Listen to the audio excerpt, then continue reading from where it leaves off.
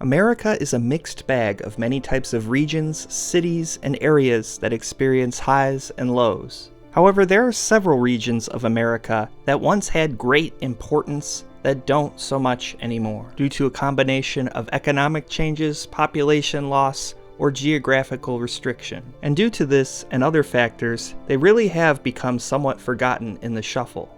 These are 4 of the lost regions of America.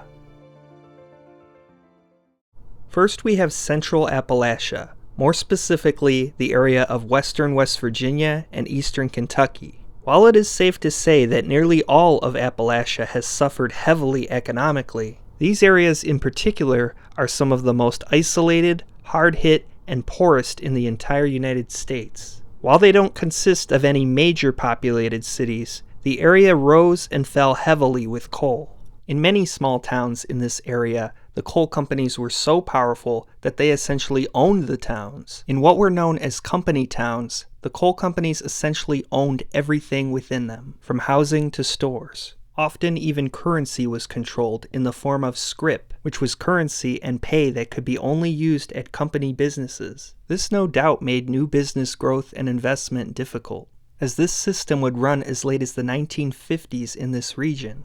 Coal production would peak in the 1950s and 60s in these states and has generally consistently dropped ever since, dropping to a fraction of what it once was. Even in more recent years, coal production in Kentucky has dropped roughly 65% from 2013 to 2022 and 33% in West Virginia from 2010 to 2018. Due to the region's dependence on one industry and due to its rugged geography and general lack of access, the region has some of the highest concentrations of poverty and distressed counties in the country, and it is where much of Appalachia's overall population loss has occurred. A lack of connectivity to the nation's highway or river infrastructure or even air infrastructure makes any kind of new industry difficult. It has simply become a lost region, very limited by its location geographically.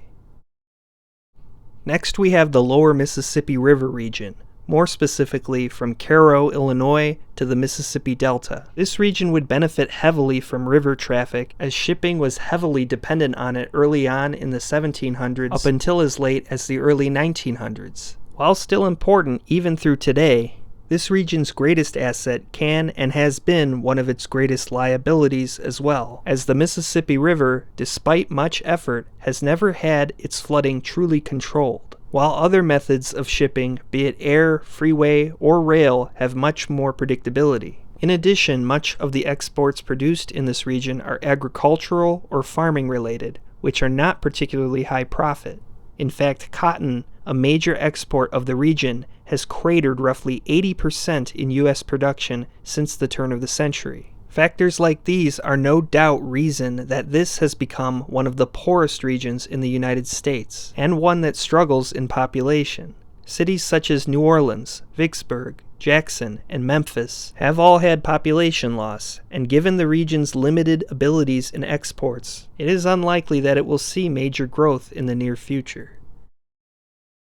Next, we have the Upper Ohio River Valley, the area in particular being discussed, that being from Portsmouth, Ohio to the outskirts of Pittsburgh, Pennsylvania. This area is essentially a subregion of Appalachia and the Rustbelt, and consists of many small towns and cities, nearly all of which have lost significant population. Cities such as Portsmouth, Huntington, Wheeling, Steubenville, and East Liverpool have all lost nearly 50% or more of their populations, dating back to when they peaked many decades before. Products such as coal, ceramics, steel, and others would all be central to the region, while the general decline of the Rust Belt and Appalachia would be the main cause of decline here. In more recent years, coal mining in particular has really dried up, with job losses in the entire Ohio Valley being cut by half from 2009 to 2018, due primarily to energy transition to natural gas. The region itself has little opportunity,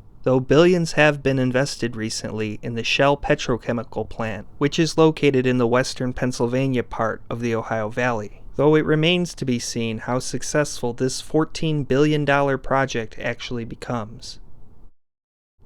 Next is Michigan's Copper Country, This area, on the far western end of the Upper Peninsula, in and around the Keweenaw Peninsula, was a hub of copper mining for many decades. Copper mining here would actually start thousands of years ago by Native Americans. However, its modern era of copper mining began in the 1840s. The copper would draw tens of thousands to an area that was, and still is, among the most remote in the entire state. The counties in and around the Keweenaw Peninsula would boom in population from the late 1800s through the early 1900s. Houghton County, the one that would grow the largest in this region in terms of population, would go from just over 700 in 1850 to over 88,000 by 1910. Copper demand would remain steady until the Great Depression and would fluctuate from the Second World War on.